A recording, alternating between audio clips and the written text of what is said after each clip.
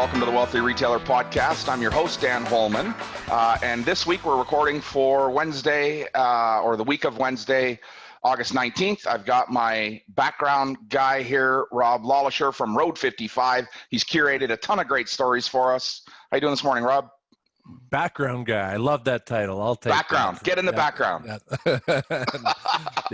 I like the master of chaos and chaos. Yeah. But I was going to say behind the scenes, but you're not really behind the scenes. You jumped out front here. You're better looking than me on this thing. You're clear. I think well, we're not going to get into a contest of who's better looking, Dan. I don't want to ruin your day this early in the day. We got some great stuff this week. Lots of headlines to go over. First story we're going to talk about zoning bylaws. You know, most have become so overgrown that they're really blocking budding entrepreneurs. Cushman Wakefield's launched a new app that brings us to about 21 of their the company's largest malls across the country, and trying to help them when it comes to mobile. Back to main streets, and interesting, a lot of main streets in Canada have been seeing success with local shoppers during the pandemic. We'll chat about that. And with all this disruption has come a lot of excess inventory. So a little story about personally one of my favorite ice cream shops in the entire country, Cow's Ice Cream. So looking forward to that. Dan's going to touch base on the 12 steps, the foundational values, and just through thick and thin, making sure that you've got them lined up for your company. And we talk about this lots, the pivot your business, but, kind of zeroing in on the one component that's making your business feel real and human. So a lot of great stuff this week. And back to that first story, it comes to us from strongtowns.org. And, the headline, you want more local businesses in your neighborhood? Then legalize accessory commercial units. So ACUs, they call them. And, I pulled this line out. I kind of like it. Would it be so terrible if private citizens, took their underutilized space, their backyards, their garages, their parking stalls, their basement suites into value-generating community assets? So not just a business asset. This is a community asset. But according to most zoning bylaws, the answer is yes to that. It would be so bad. Dan, tell us your thoughts. You know what? I think that you have to take this more for what's inside the article and where we're trying to see these, air conditioning units open up. I thought that's what it was. I thought ACU was an air conditioning unit. Hey, you want more business? Get an air conditioning unit. No, these accessory, commercial units. This story really spoke about a couple that bought a home and wanted to do it in a back alley downtown, or in the downtown region, if you will. Right. Yeah. It's very different than moving into a suburb and saying, hey, I'm going to open my garage door and sell apparel out of the front door. This talks about, the love for maybe a bike repair shop or a cafe or a hairstylist, that isn't on my front facing street, that maybe is on the back. And all I can say, I think you've seen these commercials, did you buy your home without a realtor? Sorry about your luck. Right. You really need to work with your realtor when you have this vision. If you already have, you've got your property and you want to open a unit, that all cities, almost all cities, zoning bylaws are going to say you can run a home business as long as I don't know about it. It has to be invisible. Keep it in the dark.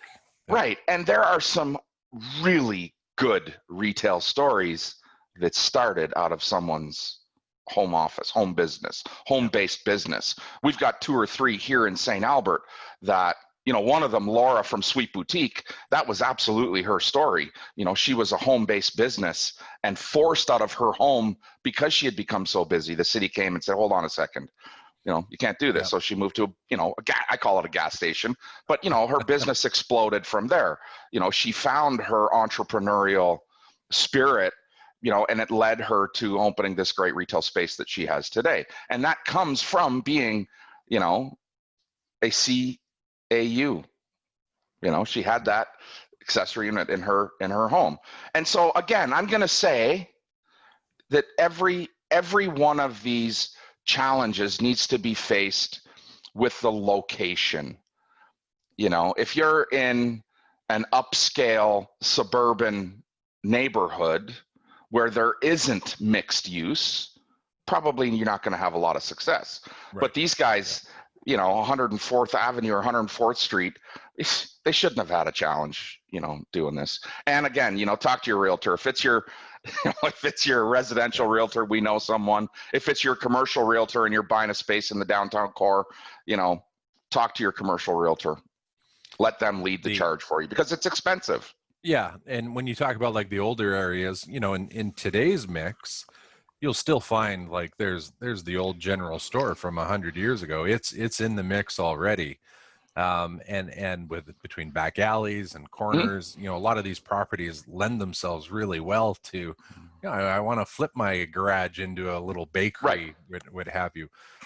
Without a doubt, the NIMBY, the not in my backyard is gonna come out pretty hard, pretty quick. And probably going to take, I would say, some politicians with some strong vision to say, well, you know what, maybe we take some certain areas and we throw on a layer where we're now a little bit more open to that, built on the desire, and we'll kind of get to it in one of our later stories too about the power of Main Street, where a lot of people, they want that walkability, they want to support their small local budding entrepreneurs, but some of these zoning issues are archaic. Truly, they've just been there forever, and no one's really challenged them. For sure.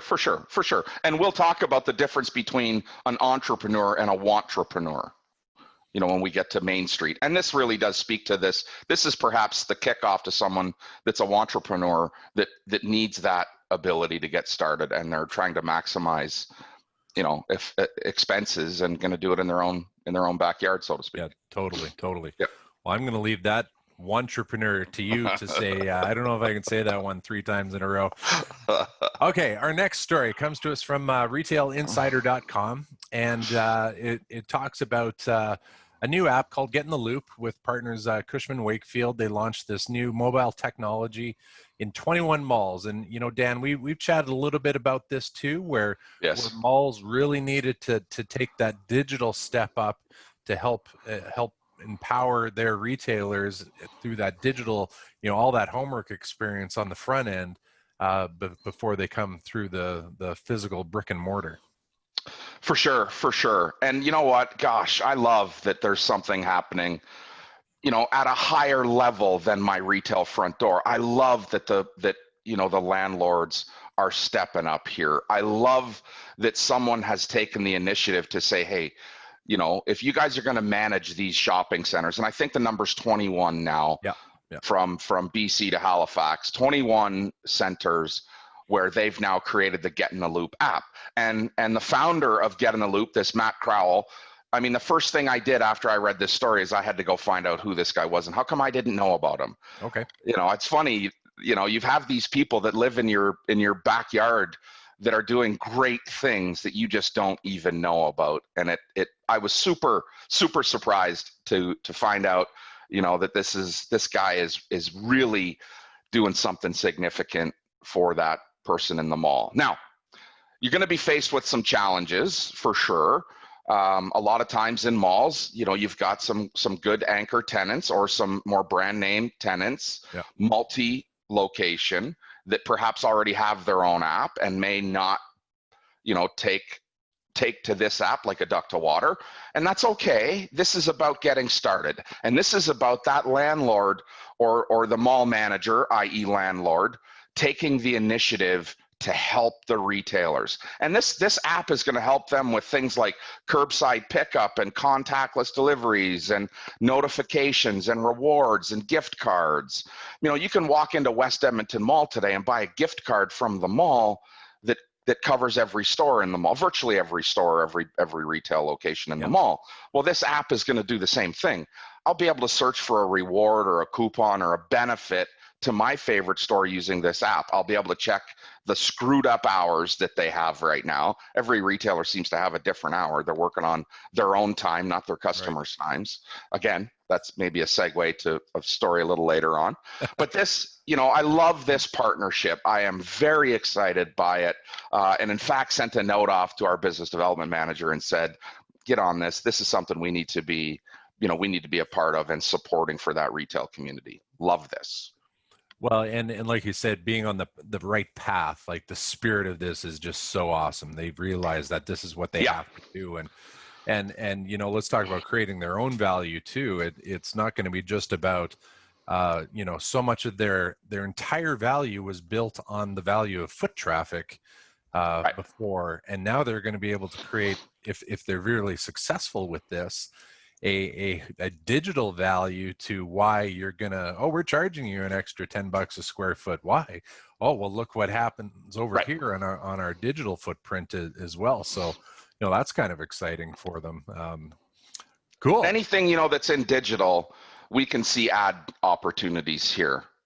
If I'm connecting to the mall's Wi-Fi, the free Wi-Fi in the mall, now I can serve ads, or I can be served ads, and be served ads for retailers that are down around the corner that, maybe couldn't afford to pay $54 a foot, but they're paying 43, and they've got an off-wing location. We have the opportunity to take full advantage of this.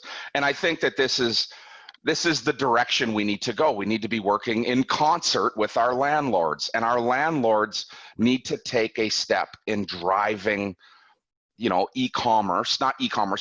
omni-channel experiences in their malls. They need traffic the same as the retailer does in order to, hold tenants, demand decent rental rates. We've beat up on the landlords a lot in the last several months. And so this is, we need to tip our hat to these guys for taking a few kudos here. Yeah, right on. Hell yeah. Okay, well, speaking of helping retailers, I want to tell you about who this podcast is brought to you by Canadian Retail Solutions. Remember, folks, they are here to listen, to help you with the retail solutions, to help your store be more successful, from the latest point of sale software to e-commerce solutions, Retail Pro, Heartland Retail, Shopify, and more. Let them help you find your cutting-edge retail solutions today. Visit retailbycrs.com. Okay, we've alluded to this story a couple times as we're getting going here. Story comes again from retailinsider.com, talking about the main streets in Canada seeing success with local shoppers during the pandemic. Obviously, a lot of people are staying close to home, and generally they're seeing that the blocks with more independently owned businesses that directly catered to the needs of the local residents were faring better. People really wanted to go out of their way and support them. What'd you see in this story, Dan? Listen, first off, let's give a big shout out to Retail Insider. Craig Patterson and his team curate some really, finger on the pulse news for us. And it's not doom and gloom. It's not traditional CNN media. This is real, relevant information that we want to glom onto, that gives us, in a lot of cases, inspiration. The last story about Cushman Wakefield and Get in the Loop, and now this story, that speaks to the power of the independent. And what we're finding in this story specifically, I'm gonna quote something in this story, that said, the small businesses that had personal connections to their customers were seeing the people in their communities support them throughout the pandemic. Oh my gosh, this writer might as well be a consultant on the CRS team. This is exactly the message that we're preaching. And maybe preaching isn't the best word, but this is the message that we're sharing. Yeah. You have to make a connection. People want to support local. People now recognize, maybe before they've heard it, but they're starting to realize and recognize that they make a difference. We still have this anxiety when we pull up to a darkened storefront about what could I have done to help that store, whether it's a retail apparel store, an apparel store, or a gift store, or a food store, a food and beverage, the minute I drive up to a darkened door and I think, when was the last time I was here? And oh my gosh, what could I have done to support them? Well, this study that they've done now talks about, I think they did it in several different communities, talks about the power of the independent. And as they've gone across these blocks and done these studies, I think it was maybe in 7 communities, if I'm not mistaken. They were partnered in Vancouver City Savings and Van City Commercial Investment Bank. And they went to the businesses and looked at the opportunity, not the opportunity, but the performance that they had. The 7-block study in BC and Ontario really, talked about the impact. And we said, we've got strong local economies and connections to the community. That's moving the businesses forward. The businesses that cater to local residential populations are seeing advantages. I can tell you, I'm going to whisper this because I don't want to say it out loud. There are many, many retailers that believe that COVID was the best thing that could have happened to them. Interesting. That the forced evolution that COVID created is exactly what they needed to re-envision their business, to adapt their business to what it is right now. They had been working hard, building their narrative of those personal connections. And when this came along, it just, rapid fire, it turned it into something really positive. I mean, this is pouring gasoline on a fire for a store that knows their customers. And we talk about this, customer experience is everything. One of the 12 steps to retail success is understanding that customer experience is everything. And you've got to know your top 10, your top 50, your top 100 customers. You don't just know them, you know them. Yeah. You know them by name, you know what they do, you know their children, you know their pets. You've made a real connection with them. And that's where this success comes from. It comes from our ability to connect to our community. And I've said this before, I'll say it 1,000 times. It's the local independent retailer, the soccer mom and dad, the hockey mom and dad, the ballet dad, it's them that run these independent stores. They're the ones that put their name on the back of my kid's soccer jersey. They're the ones that need our support right now. And that's what you're seeing in spades. Remember the old Bad News Bears? What was it? Chico's bail bonds on the back of the jersey? Yeah. You've got some weird shit, man. great line in here. Main streets they're the embodiment of why a city even forms in the first place. They're formed because people want to gather and exchange, and Main Street is the root of the city. Dan, you touched on it in with one comment, and I've seen this repeat itself year after year for many years when it comes to Main Street. Typically a lot of, I'll say, smaller operations, mom and pop, the consistency of availability to their customers and via hours. Right now we're seeing, because of COVID, a lot of people they've been reducing their hours, but we're kind of, as everyone's kind of coming out now, I think there's some, I don't know if it's confusion, but just talk to us about Main Street, small retail, and hours for a moment. There's a difference between wantrepreneur and entrepreneur. Someone that wants to be an entrepreneur, someone that wants to do this, but isn't prepared to dive in. I've talked about this a little bit before. These downtown cores, these Main Street cores, they typically have some smaller independent businesses on them. And it is very frustrating to drive to a store that's in that Main Street or walk to a store, at 7 o'clock in the evening and see them closed.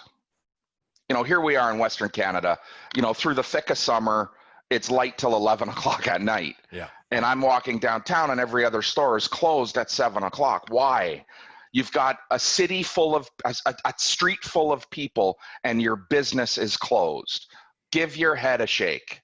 This is not about you. This is about your customer, and you have to adapt. If this is the life you want to live, if you want to be an entrepreneur, if you want to be in retail, you have to adapt your life to feed your customer's desire, your customer's need. And that means being open when your customer is available, not steering your customer to be open when it suits you. Now, there are some exceptions to the rule, but if you're going to choose to be on Main Street, you can't be closed while your neighbor is open. It Yeah. just doesn't work. Yeah. You can't be closed on a Sunday and have everyone else open. And this bullshit excuse that I can't afford to be open, you can't afford not to be open. If you don't know how to be open on a time when you can't be there, and let's recognize people's values have changed, and we're going to talk about that as one of the steps. People's values have changed, mine included, through this pandemic. Yep. But now just because my values have changed, I now maybe need to go and invest in more help to run my shop so that I can spend more time, at home, whether that is homeschooling or, spending time. Maybe family has become more important. That work-life balance has become more important, and you can't be open past 6 o'clock at night. Well, then we have to create an opportunity for you to be open. And that's just about planning your business appropriately and balancing dollars, balancing revenue. Yeah. So the entrepreneur is the one that closes their shop at 5 o'clock at night because it's dinner time. Yeah. The entrepreneur is the one that stays open until the people leave. It's more like they opened a job rather than they opened a business. Yeah, you talk. Right? They did. They bought themselves a job. Yeah, 100%. And I know, ironically, when they peer over the neighbor's fence, the grass is always greener. They reference areas that, why can't our street be more like, in our region, why can't it be more like White Ave? The busyness of that. And well, to what you just said, they're all open on Sundays. They're open late, through the week. And that's why people are going there, and that's where they build it. The second they show up at 5:05 and you're not open, you lost that a bit of that faith in that customer, and they're probably not even going to attempt the trip next time because they're not sure if you're even going to be open or you're not. not there. They're not sure if you're open. And this is one of the most frustrating things. When you make this commitment, to write your own check, to be your own boss, to live in this freedom that owning a business and being an entrepreneur creates, you quickly recognize that there is no freedom. Yeah. That I didn't free myself of my asshole boss. I just added, 1,000 more of them. I answer to the person that writes the check. I answer to the person that supports me with their income. And I have to quickly realize that it probably takes a little bit more than that 9-to-5 job I bought. Yeah. We used to joke about M&M Meats franchises, that's like buying a job. It's turnkey, 9-to-5, you buy a job. And that's what some local entrepreneurs are doing. Some local retailers are doing, on Main Street. You want Main Street to be revitalized, change the way you're working, change your hours. Well, but we'll end this one on just, folks, remember that people love their Main Street. They want to support the local retailers. So, the opportunity's there to be taken. Okay, we head to our next story. It comes to us from the journalpioneer.com. If you've ever had the chance to visit the great little island of Prince Edward Island, I'm sure you've discovered a great little ice cream shop called Cows. And this story talks about, the challenges they've got through. And I zeroed in on one part that, they're getting a 6-week tourist season where they probably need 3 or 4 months to clear the inventory. And it talks about they're getting a little creative in how they are working through that inventory. Dan, what were your thoughts on this story? Hey, listen, I got to tell you, I loved this story, and I'll tell you why. I opened up, I read the article, and I thought, man, this guy looks familiar. Gosh, does he ever look familiar? And it turns out that I actually did some work for this Grant Paitner, when he was with a Broyhill company out in Ottawa. We did a ton of consulting for them, set up their warehouse, or worked with them in their warehouse. So then, of course, I had a personal connection to this story, so I really dug in. And, it speaks a little bit of my language when we start to talk about inventory. So this is not uncommon in any space. And I can tell you without a doubt that what Cows needs is inventory planning. It's not about planning the ice cream sales. It's about planning all of their haberdashery stuff. And when will their season roll and the seasonality of their business? What's going to happen now? Instead of, yes, they're going to probably be in a bit of a cash crunch. I get that. That's what inventory does to us. It eats up our cash. But instead of them recognizing what, the next 12 weeks will bring, based on flow and cadence and balance, Yep. they're going to liquidate inventory. They're going to blast it all out. They're going to run a big outdoor tent sale and blast it all out and probably get 50 cents on the dollar. Well, how much of that inventory could be carryover? How much of that inventory can be shifted in their next seasonal buy? What's holiday look like for them? How do they need to adapt? How many of these great t-shirts are they selling, or towels are they selling, digitally? How many people can they get in front of? And this keep one cow apart, it doesn't fit just PEI. This fits every little town, man. There's massive opportunity to move inventory if they took, a strategic approach and started to look at that next season. So retailers out there, if you're over positioned in inventory, the red pen is not the only answer. When I say red pen, the slash and burn pricing is not the only answer. Yep. There are other opportunities for us, to move inventory over a period of time and adjust the buy going forward, because supply is inevitably going to be changed coming out of the pandemic. I think you're going to see, significant delays in that seasonal product. And they're talking about being over positioned in t-shirts. Well, t-shirts are not a seasonal item. Not even in PEI are they a seasonal item, nor are they in the other, I forget the total number of locations they have, but they've got about 500 employees. 1,000 locations in Canada. Yeah, yep. They've got a ton of employees. Yep. And every one of those locations, maybe needs to be looking at an alternative sales solution to help them deal with inventory without giving up a ton of cash on it. Yeah. So. I liked in this particular instance, you said they're having a big event, right, in September to move this inventory. But what's interesting is, it's being driven by, we got to move this stuff, but now they're turning it into something that I'm sure will become a people problem for them in another way, too many people gathering, but right. They're looking for other vendors to join them. And right. Geez, Dan, I wouldn't be surprised if all of a sudden they've created this new annual cows event, and we're there at the center of it, and could be quite an interesting thing that they now own going forward. For sure. And I think that there are countless opportunities for them to create something. I agree. Creating that event might create some challenge, might pose a bit of a challenge, in that outdoor space. I get that for sure. What about, partnering with other retailers to carry that product, rather than liquidating? Is there another opportunity? I mean, not rather than liquidating, but another form of liquidation. Right. There are just so many opportunities, and it's a fun brand. And P.S., maybe the best ice cream. Yeah, the waffle cone smell. It's awesome. If you haven't been, go check it out, folks. Yeah. Okay. Each week we touch on some topics where Dan steps in and how can he really help your retail business?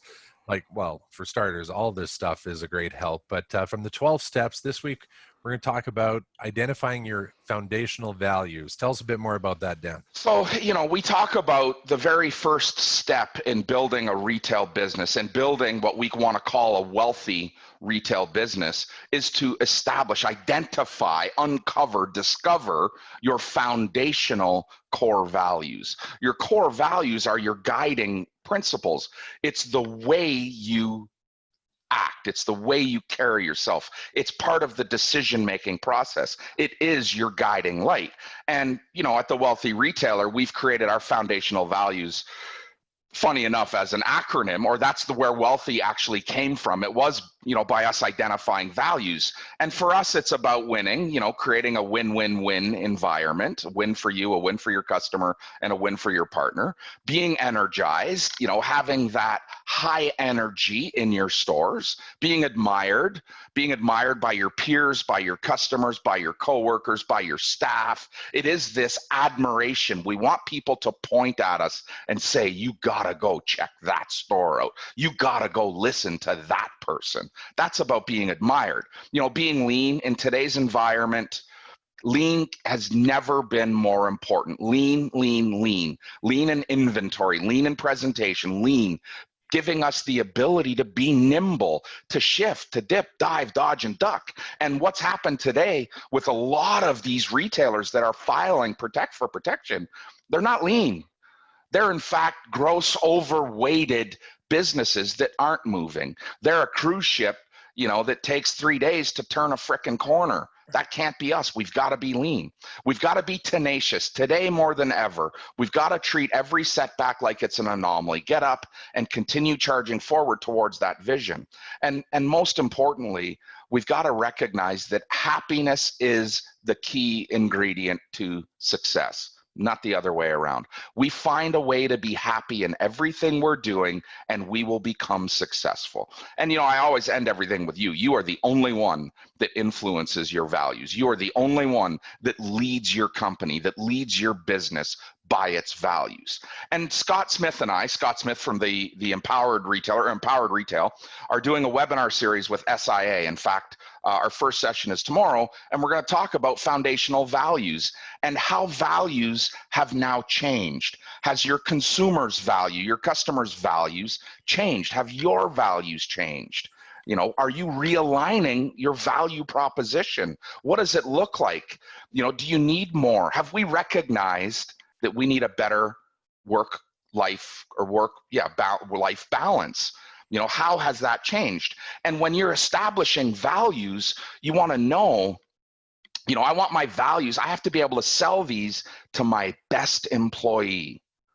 When your staff, when your team does not share your core values, everyone acts and works differently. Yep. When we are aligned with our values, when we know what our mission is and how we're going to operate, and everyone's on the same page, we move mountains.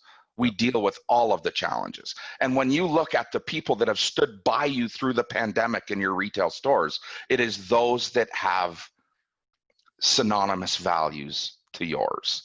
And foundational values are how we hire, how we reward, how we recognize, and absolutely how we fire the wrong people. Values put the right people in the business. Values also, or the lack thereof, remove the wrong people from your business and from in front of your customer. Yeah. Nothing more important than understanding your values. Make that your Terminator vision, a filter of just lay that over everything that you're doing. And if it doesn't match up, that's where trouble starts, right? And we say, you have to have a core value speech. I hire and fire by values. Let's talk about values. For us at Canadian Retail Solutions, we talk about our values. Service above self. We stole it from Rotary International. We believe we live in a consequential world. I live in the world I do because of the success you have, not the success I have. Yeah. I put, service above self. I do for you before I do for me. That's our number one value. And everyone in the organization has to be prepared to step up for the customer ahead of themselves, or we fail. Yeah, it's that simple. Right on. Well, that lends itself quite well to our next story. It comes from Forbes.com. We're seeing lots of this, 4 ways businesses can pivot in a changing environment. Of course, it talks about all the online opportunities, adaptability, flexibility, offering new products and services. The one item I kind of zeroed in on that I really liked: make your business feel real and human. Right. We're in this world where everyone was driven by scale and by numbers, as quick as you can get it through. Let's not touch them at all. I had an interesting conversation with a retailer this week who doing a ton of online sales, and I was taken by the fact that they don't allow the purchase at that time to take place. They make sure that it comes to them. They pick up the phone. They inject that humanness to it. They get them to the shop, and not only does it provide the ability to serve them better, but there's some upsell opportunities. All kinds of good things come about that human connection. Tell us your thoughts, Dan. There is never going to be a replacement for the human touch. No artificial intelligence, no digital space will ever replace the human connection. And everything that happens in our digital world has to be to strengthen a connection that I've already made. If you've come to buy from Twig and Berries for the very first time, we're going to reach out and give you some level of human interaction. We're not simply an online presence, not digital. And so this tip that they used, this four tips, make your business feel real and human, is the approach to navigating this digital world and making it more real, having the opportunity to connect with people. Buy online, pick up in store is one of the ways that we humanize digital transacting. You can go and do your buying online, but I want you to come and pick it up in my store. There's a couple of great reasons. It reduces my return rate. I have the opportunity to get you into a change room to try something on. I can certainly sell you some more. I can give you the most appropriate thank you, in-person, genuine thank you for supporting my business. And I think that there are ways that retailers can rehumanize. We're seeing it with notes, handwritten notes inside delivered packages, doorstep things, things dropped off at your doorstep with a little thank you on them, that's something that says, hey, that, you really mean something to me. And digital cannot replace that handwritten or spoken word. And so things like texting your customer while she's on your website, chatting with her, hey, this is Dan. Thanks so much for dropping by. Is there something I can help with? I'm here if you need me. Is there something I can guide you through? Is this Dan Bot or? Yeah, Dan Bot. Yeah. Right on, Dan. Yeah, right on. Right on. And you have to be able to say to them, hey, it's me. And Candace has done a little bit of that, on the Twig and Berries side, where she's seeing someone live on the site and has the ability to interact with them. Hey, it's Candace, and people know her. I'm here if you need me. And it's not Candace the bot, it's Candace on her iPhone. And not to downplay any of like the digital or the bots but these are the tools that just, do their job out there, but you got to make sure that there's that human component in the still have to bring it back to the person. 100% you do. And it's nothing will ever replace that. And no retail expert, if there's a retail expert out there that's telling you brick and mortar is going to die, they got their head so far up their ass they can't see the sun. It's not ever going to die. We are never going to remove this need for human touch. No matter what these donkey politicians do with the distancing and face covering and restricted hours, and we are always going to long for a human connection. We're humans. We need that. That's driving the challenge the politicians are going through right now. That's what people want, right? Yeah. So, yeah. Geez, lots of good stuff this week, Dan. Folks, if you haven't yet, be sure to head to retailbycrs.com to sign up for the weekly newsletter. In addition to the links to all the stories in today's podcast, we also have links to other stories, things we couldn't get to. This week, we've got some that how customer experience and AI are driving some of the next gen of the e-com, major e-commerce trends to watch for in 2020. A story about a new online marketplace aimed at supporting local retailers. So, kind of that local Amazon for your enjoyment. And a story about a Canadian company, Beam City, which just launched a new unified advertising automation platform. So, again, some good stories on the different tools that may help you and your business. And yeah, some of that stuff is fabulous. Like that Beam City, I read into it, I looked into it, and I thought, hey, is this really affordable? Could I do this? My biggest competition as a retailer is always going to be time, and anything that can automate, some of the work that I need to do, love it. And especially when it comes to social postings, I do it every week-ish. Right. Yeah. Right. Yeah. You're missing the boat. So things like this are awesome. So yeah, check out those stories. Guys, thank you so much for joining us on today's podcast. If you've not already subscribed to The Wealthy Retailer, you can find us on your favorite podcast platform. Just search out The Wealthy Retailer. Give us a subscribe. Join our newsletter at retailbycrs.com or thewealthyretailer.com. Tons of good stuff. Some new exciting information from our point of sale partners. Global Payments has launched their new point of sale platform. We've talked about it as Heartland. It's being rebranded for Canada as Global Payments. Really exciting, really a step forward in a SaaS model point of sale. So super exciting. Thanks very much, guys. Happy retailing. Awesome. Have a great week, everyone.